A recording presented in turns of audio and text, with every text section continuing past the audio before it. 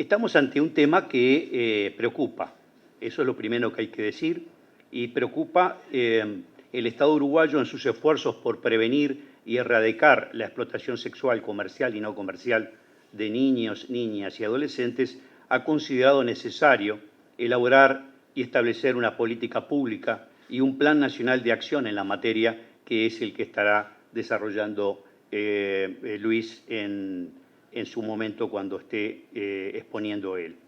Es un tema que preocupa, obviamente, el de la explotación sexual, es un delito, es violación de derechos, es una conducta que expresa dominación basada en una relación desigual de poderes, es cosificación, es cosificar niños, niñas y adolescentes, y estas cosas hay que decirlas tal cual son. Hay todo un marco legal en nuestro país. Uruguay cuenta con distintas leyes, como la ley 17.815, que tipifica como delito la violencia sexual comercial o no comercial completa cometida contra niños, niñas y adolescentes o personas con discapacidad. Hay otros marcos legales que apuntan a otros aspectos, todos convergentes con la procura de un marco que regule desde un punto de vista jurídico esta temática. Lo cierto es que una cosa son los marcos jurídicos o los marcos legales y la otra cosa es la efectividad en la implementación de todo lo que se tiene que dar a los efectos de que los resultados se logren en el plano de las situaciones concretas y específicas del mundo real.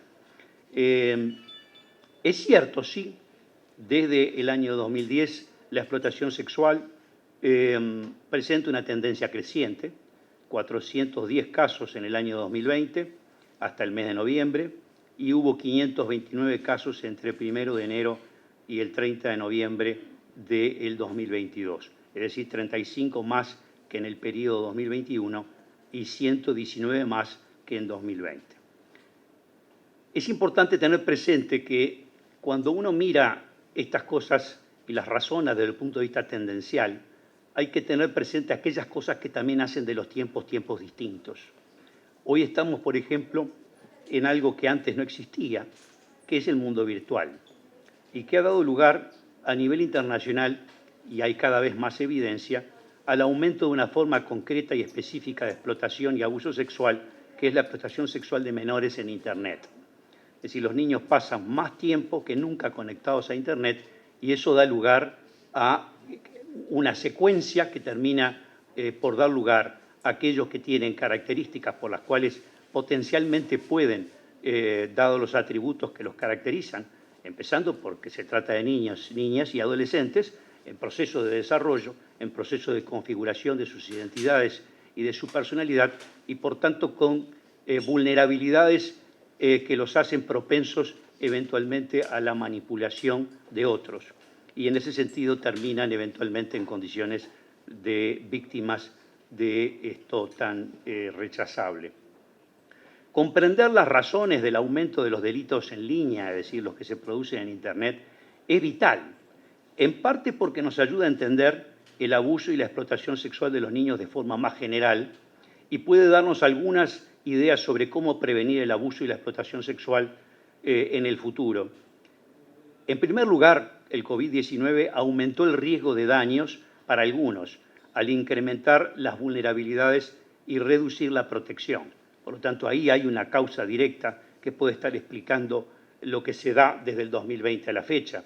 Es decir, es una situación, esto lo hemos visto en varios planos, es decir, por ejemplo, en el marco educativo también se ha visto esto, ¿no? Es decir, y esto es a escala internacional. No hay país que esté libre de la afectación que puede dar una situación atípica extraordinaria que, entre otras cosas, uno de los aspectos que se ha visto agravado es el de la salud mental.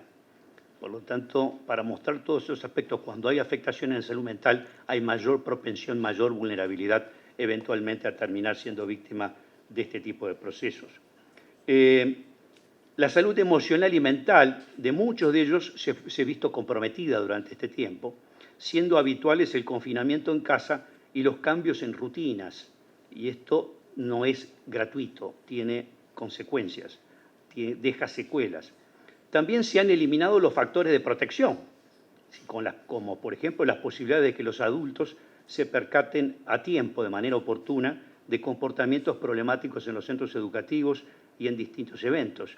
Es decir, cuando se empieza a presentar este problema o cuando ya está presente, pero silenciado, que es otro de los temas que tenemos que tener presentes. Cuando hablamos de números en estas características, esos números no reflejan la dimensión del problema, porque muchísimos pasan desapercibidos y permanecen ocultos. El problema es bastante mayor que las cifras que terminan en los registros.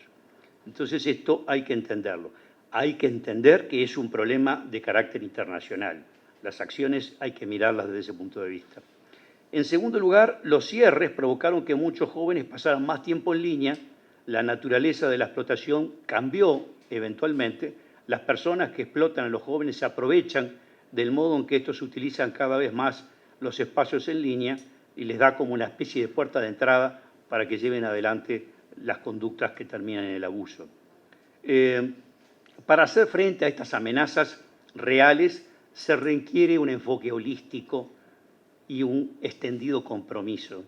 A nivel internacional se han dado casos de buenas políticas para abordar y combatir la lucha contra estos delitos, incluida la creación de marcos jurídicos integrales mediante la tipificación expresa de actividades específicas de explotación y la formación y capacitación técnica adecuada para poder vigilar las redes de, por ejemplo, la pedofilia, es decir, concretamente identificar cuando esto se está dando.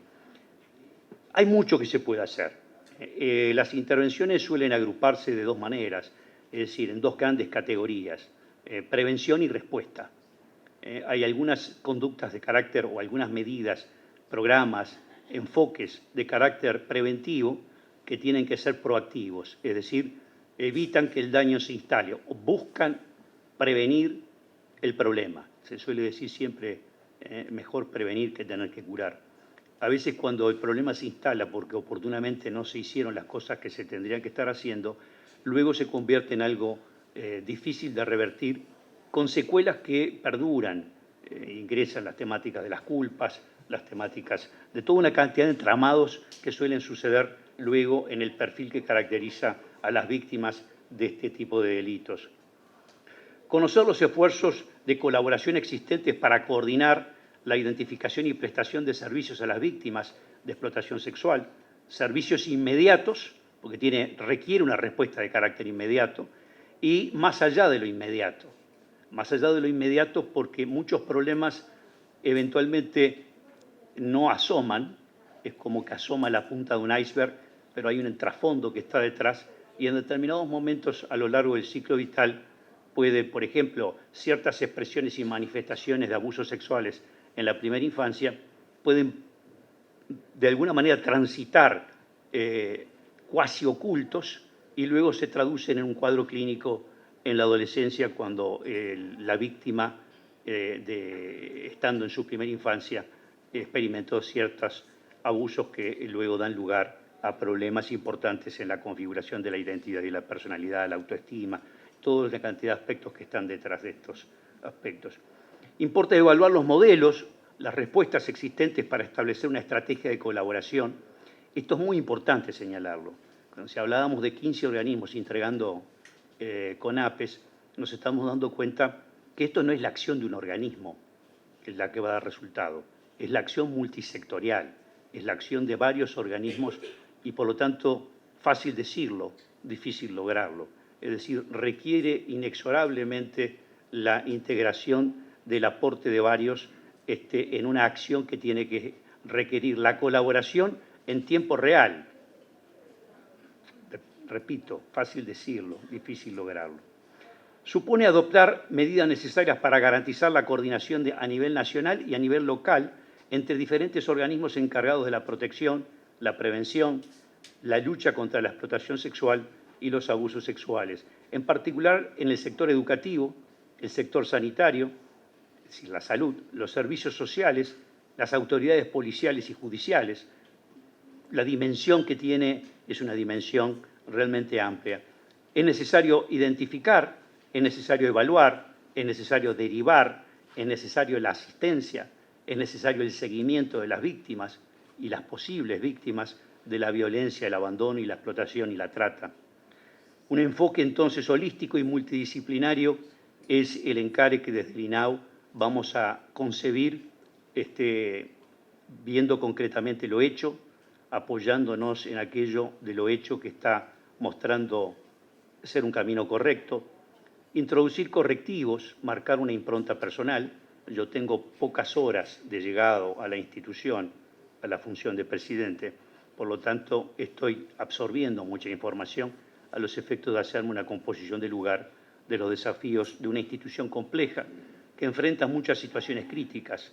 Es tal vez la institución en nuestro país que enfrenta las situaciones más delicadas, por razones obvias, y de ahí la inexorable intersectorialidad que tiene con varios organismos.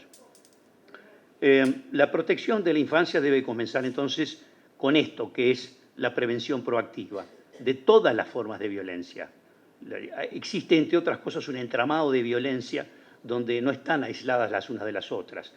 Unas pueden conducir con mayor propensión a que se instalen las otras.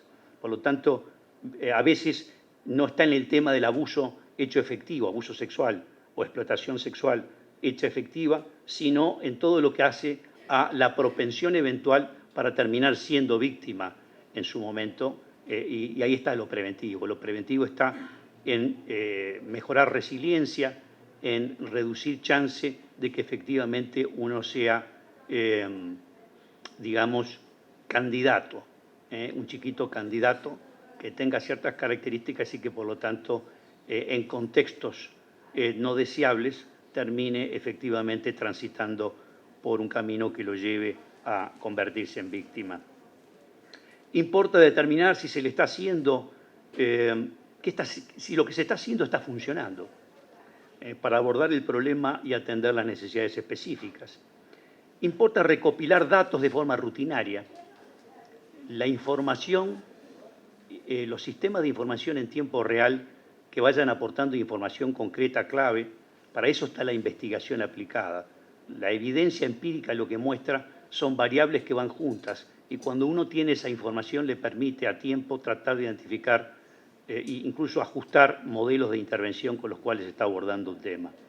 Importa fortalecer la formación específica de los profesionales que trabajan en víctimas de abuso y explotación sexual. Tienen perfiles específicos que tienen que tener a los efectos de ser efectivos en la prestación de los servicios. Importa contar con un centro de 24 horas especializado para adolescentes víctimas de explotación sexual, otro aspecto importante a considerar.